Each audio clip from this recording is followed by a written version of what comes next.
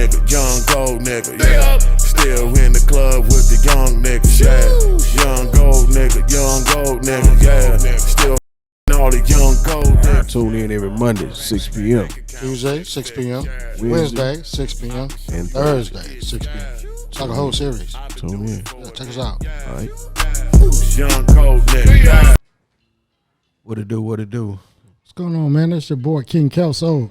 It's the 5th Ward. Circle of Life podcast. Yes, sir. And we are here. We back.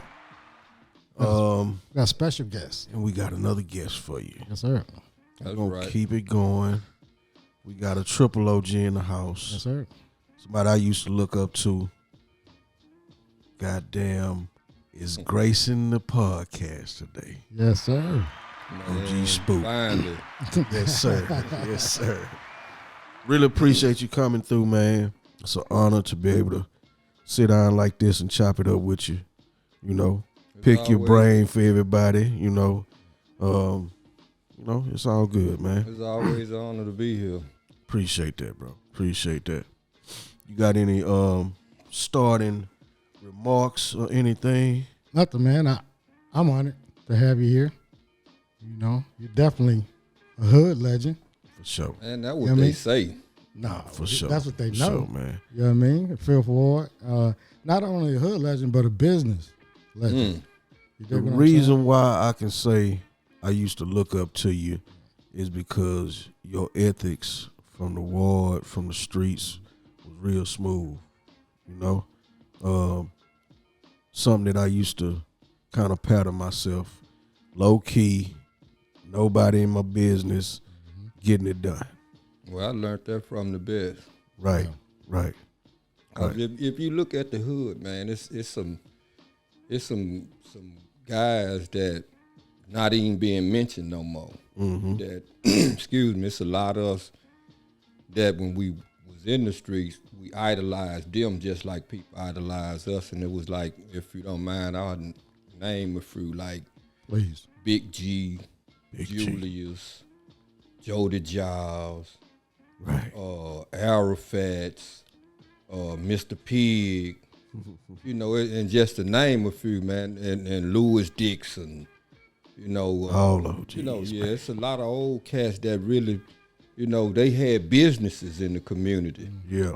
So you wanted to kind of follow that pattern of how they done business. And so that's why, you know, I tried to move according to how they move, but then I had 2 big brothers that I idolized too, and they kind of showed me a lot of things. Right. Pertaining to how they saw things. So. Right. What's your brother name that passed? Oh, that's my son. Oh, no, that was somebody else. Talking about Earl, Day. Oh, Earl. yeah. Yeah, another Good OG, dude, man. Oh, sure. yeah, good dude. For sure, Good man. dude.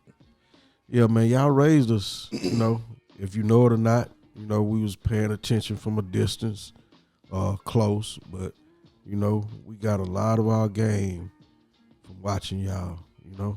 Oh, yeah. Man, I always tried to be example to others, but like I tell all the cats that was around me that, you know, say what they say about me today, I tell them I wasn't nothing without y'all, you know, because you're only as strong as your team. Right. So I tell them to this day, man, I wasn't nothing without y'all. So quit making it about me and making it about us, because, you know, we done a lot of stuff together, and without them, I couldn't have accomplished some of the things that I accomplished. Right. And I look back at some of the things that I accomplished through the streets, and now, excuse me, I look at those things and be like, you can't erase it, but you a part of the reason things is the way it is now. Yeah. You know, but you can't erase what you did. But then, you know, I'm one that I look back at it. I don't be trying to glorify those type of things. I try to glorify, pull the positive out of the negative. But then you can't mix negative with positive. Right. It ain't gonna. The negative gonna rise to the top, and people ain't gonna never see the positive because you done so much negative. Right. So now you try to make up for that. Let's get a hand clap for that right quick. I got It's a real game. Now, Fifth Ward is known for everybody having their niche, working their space, and doing their business. A lot of cats make a lot of money that way. How were you guys able to come together after having your separate spots and making Rap-A-Lot work? Well, that's out of respect.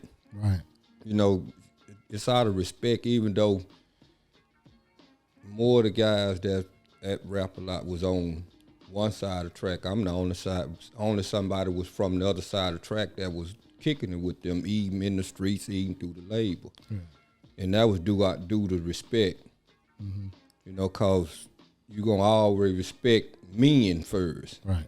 You know, you gonna respect a man. You gonna respect what he do. And so I respected what those brothers was doing, and we all grew up together as friends.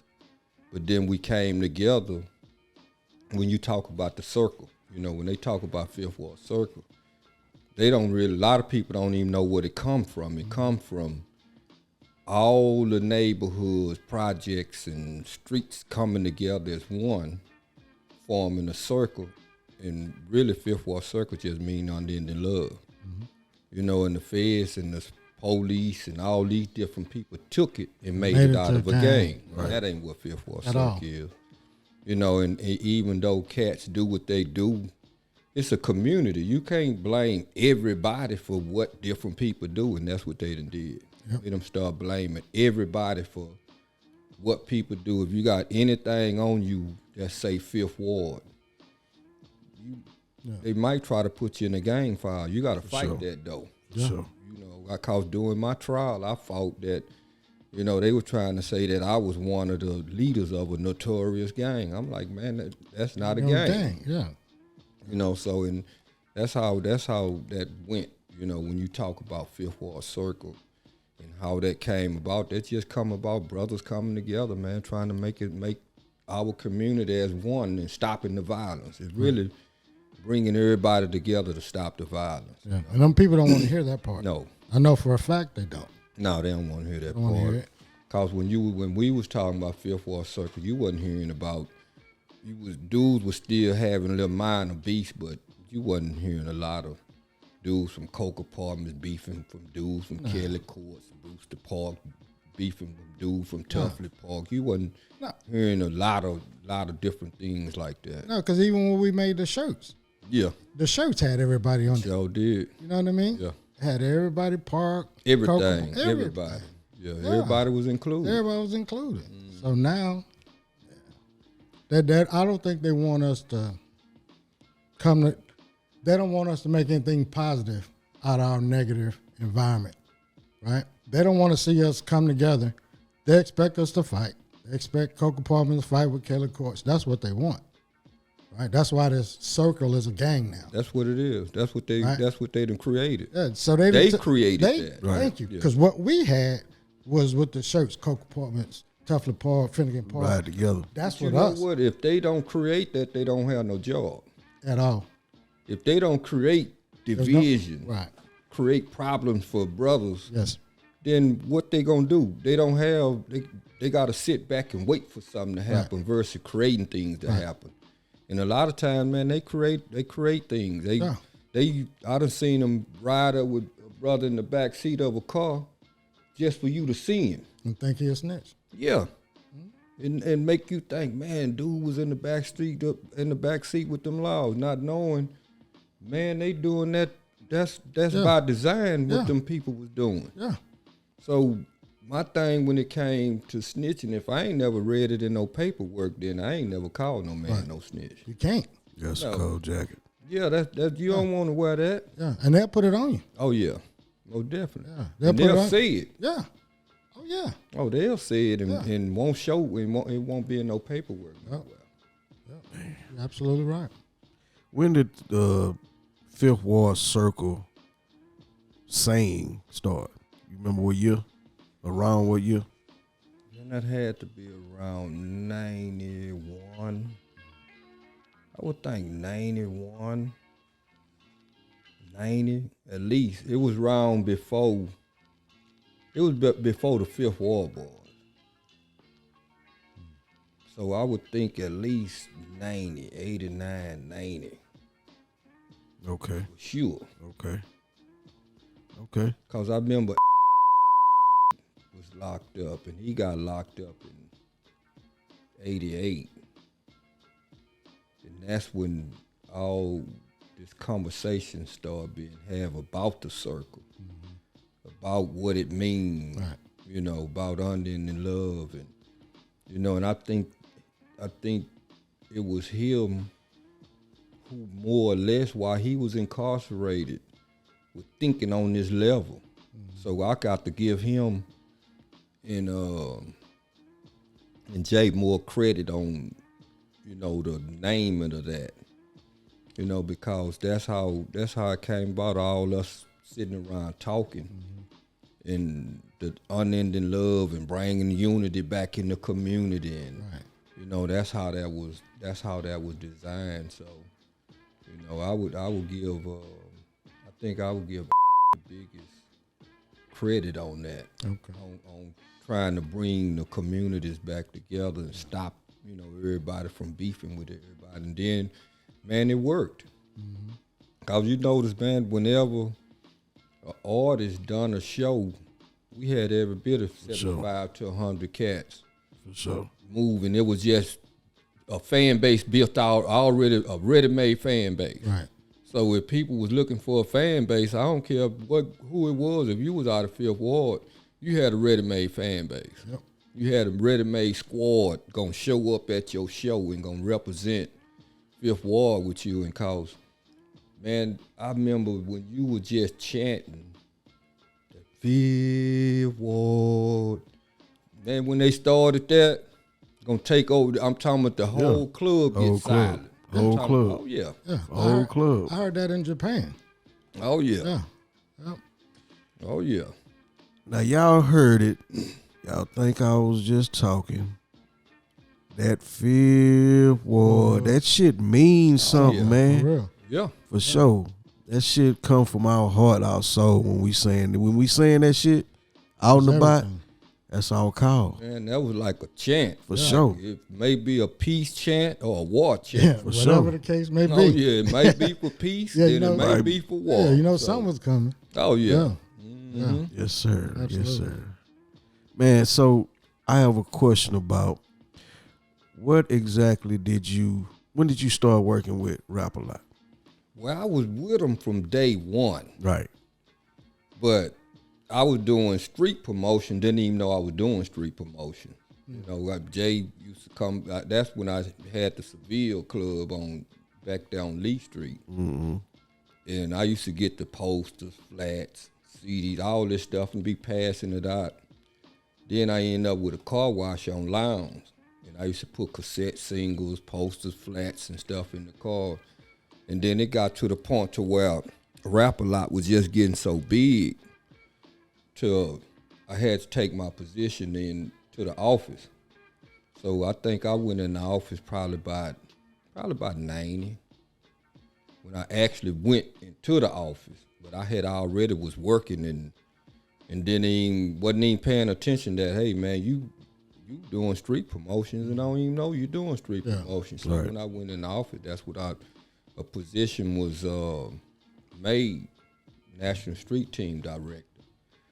So when I went in the office, that was the position that was made for me. So they were like, man, teach Spook everything y'all know. You know, cause I didn't know nothing about the music industry. The only thing I knew was what was being done, what was being said. Right. So I ended up learning retail, learning college radio, learning, you know, different positions in the music and local video shows, college radio, because all this went with the street team. So that's why I chose the street team, because I wanted to stay closer to the streets, and then that way I can kind of monitor the music from the street aspect and see how the streets is really taken to the music. Right. So, you know, I ain't want to deal with no other position but the streets. Right. Man, I think when we come back, I want to know how you would break a record back in the day. Okay. Yeah, I need to know that. Yeah, we're gonna get in depth Y'all stay tuned. We'll be right back on Fifth Ward Circle of Life. What's going on, man? It's your boy King Kelso. It's your boy Bone. It's the Fifth Ward Circle of Life. Yeah. So look, man, you smoke? I smoke all the time. I smoke all day, every day. How you do?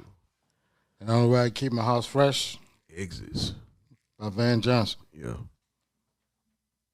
You use these at the house? All the time. Say they got the spray too. In the car. Yep. In the house. All that. Smelling good. Welcome back. It's your boy King Kelso. It's your boy Bone, man. We back with the Triple OG. All right. Yes, sir. Yes, sir. Yes, sir. Spook. So you was telling us about the street team. I know you learned a lot being at the lot.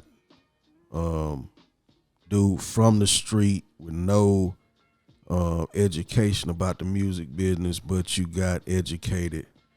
You got some OJT. Oh yeah. That's how Rap A Lot was. It's like everybody that was, most of the guys that Rap A Lot was from the street scene. Right. You might have your accountants and marketing promotion people, some the major radio people, most of them, but everybody else was from the streets. And Right. that's why I say that's why I liked it, the street team, because I could stay close to the streets. But with the street team, I always wanted people that reminded me of me. So if I hire somebody and then go find somebody. So somebody might introduce me to somebody, but not knowing you gonna be short-lived, because I'm gonna do somebody the same way somebody did me. Train Right. him because he already got a crew. He just need to be transitioned from the street to the game. Right.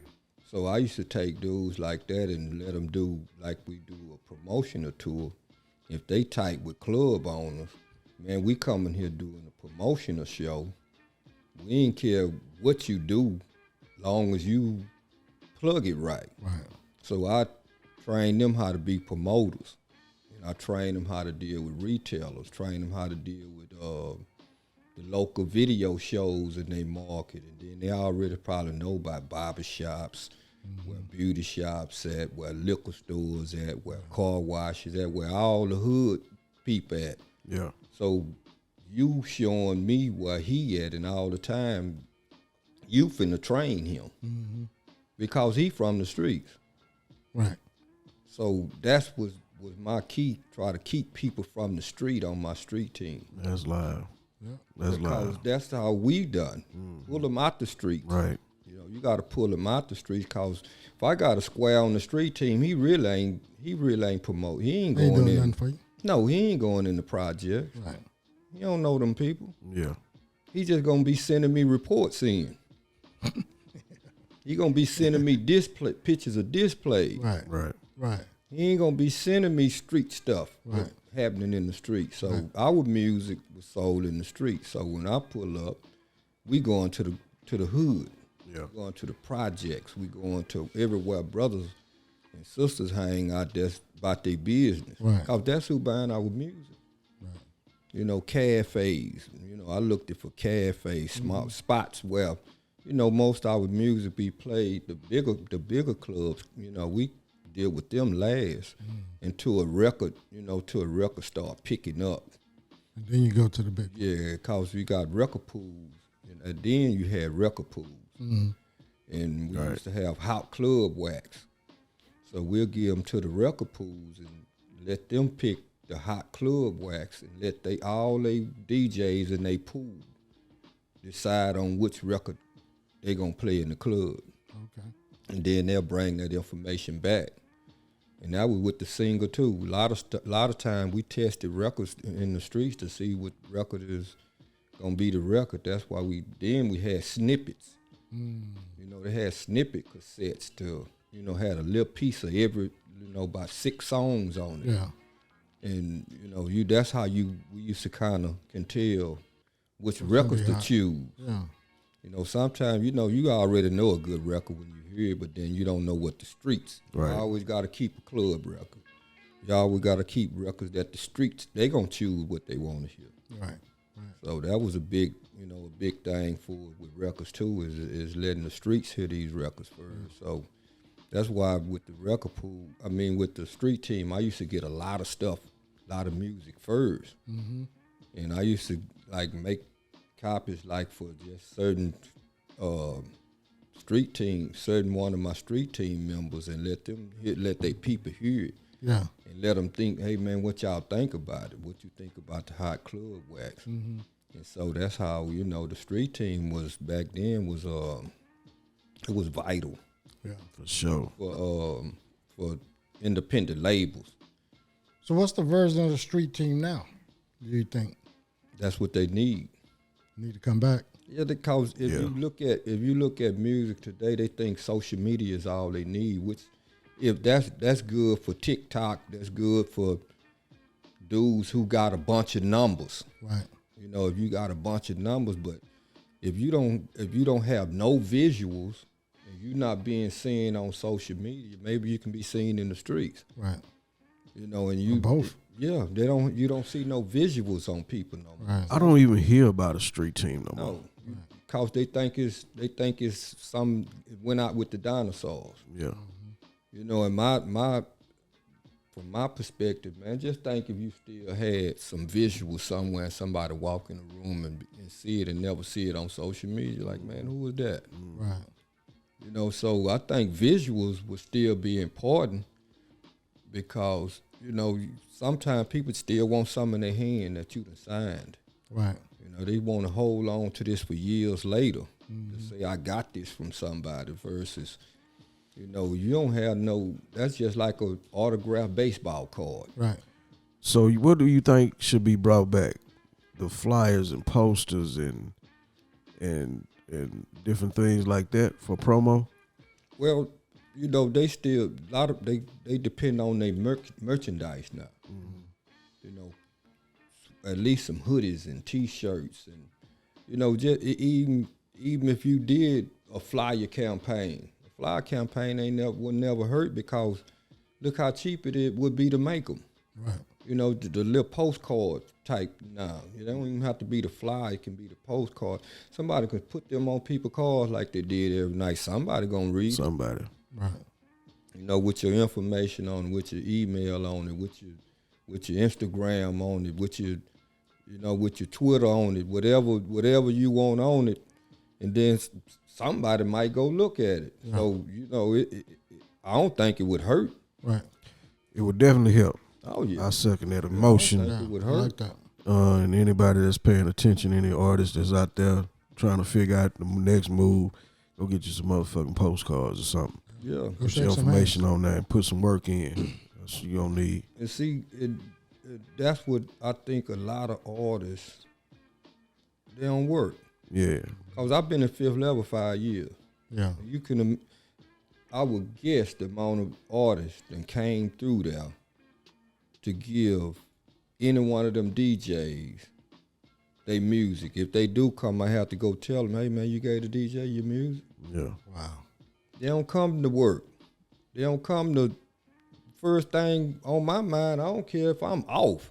I'm going to the DJ booth. Right. That's money. Yeah, when I was in the streets, man, I don't care where we was at. If we out kicking it, I'm gonna make my way to the DJ booth first to see whoever that DJ is, do you have in the Rap A Lot music? Right. And if he don't, I'm gonna make sure he get it.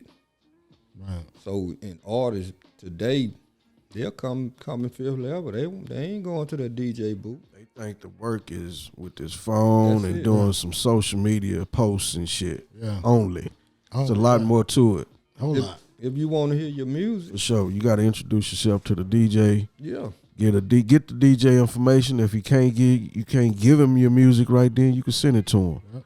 You know, 9 times out of 10, he's not gonna be able to play it right there. He got to find out where he can put the record in and all that. But still, get the contact from your DJ. But see, I got the type of DJs that if I'm now, they're gonna figure out a way to mix it in. Mix it in. Instead of just throwing it on. Yeah. Okay. You know, most DJs, that's what they'll do with a new artist. They just throw the, man, I played it for him. Man, you threw it on. Right. You know, mix it in to get people In the mood, yeah. Yeah, it's ways that you play a record. Yeah. And DJs today, man, they that's what I noticed what they'll do. They'll just play the record. Say new artist so and so and play it. That's it. Yeah. Versus I got so and so coming up and getting people Building it up. Yeah, build this record up. Then when you start mixing it in, you won't mess up your rhythm. Right. You know, You got to do it the same way you would do a big name artist. You ain't gonna just throw a new DMX record in like that. Nah, You're gonna build them people up to it. There's ways you play records, man, and I don't really think it's a lot of DJs. I just think they don't really care about new artists if they ain't getting paid. Yeah. You know, if they ain't getting paid, they ain't worrying about playing these cats records, man. And you know, and I just look at the way things is being done today. It's like I think it's real disrespectful to artists. Right.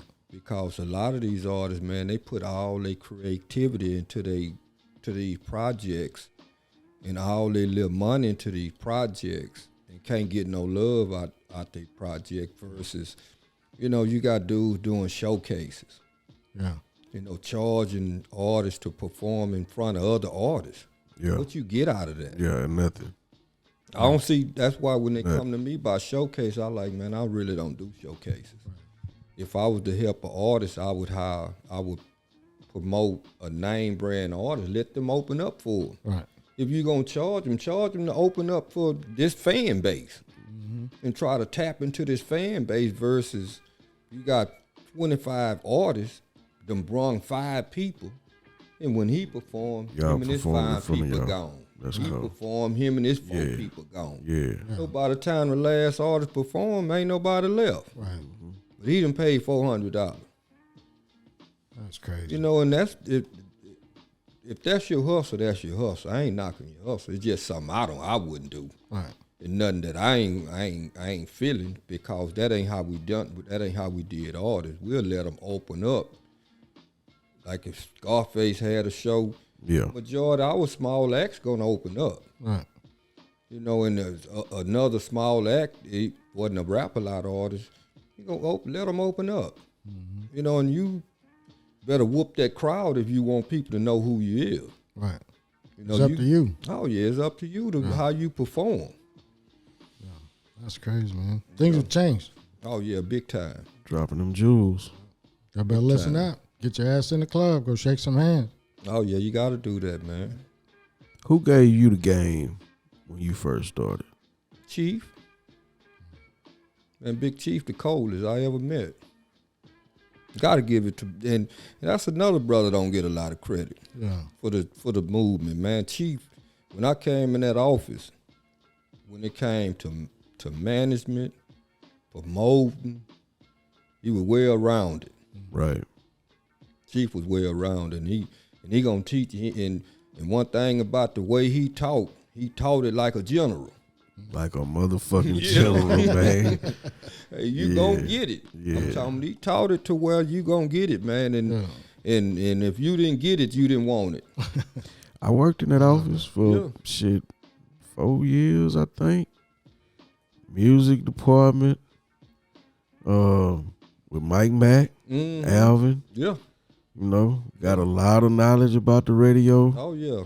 Got a lot of knowledge about, you know, a record label. And you know, me coming from the streets into the music thing, they really helped. You know, they really showed and help you learn. If you couldn't pick that shit up, you had to go. Oh yeah, cause man, it was about numbers. About them numbers. About them numbers, man. It wasn't faking. Wasn't finna be in there faking. Right. You know, and them names that you call, especially Mike, man. And Mike, you know, Mike, I considered Mike when I met him in this music thing. Mike was a genius, man. Yes, sir. Yeah. I'm talking about Mike. He was another new. It wasn't a department he didn't know about. No, very well. Oh yeah, especially that radio. When it came to that radio, Mike was sharp, man. Yeah, I'm man. telling you, you learned from the best. Yeah. Cause Rap-A-Lot was the #1 independent label for years. Yeah, long time. And rather cats know that or not. Yeah. I'm talking about ran numbers around people. Yeah, But Mike. we the only label, that didn't, I don't think they get the credit that they should. You get it from the streets, but you didn't get it from the industry. Yeah, we're going to chop it up a little bit more in a few. Right here on Fifth Ward Circle of Life. Yes, sir.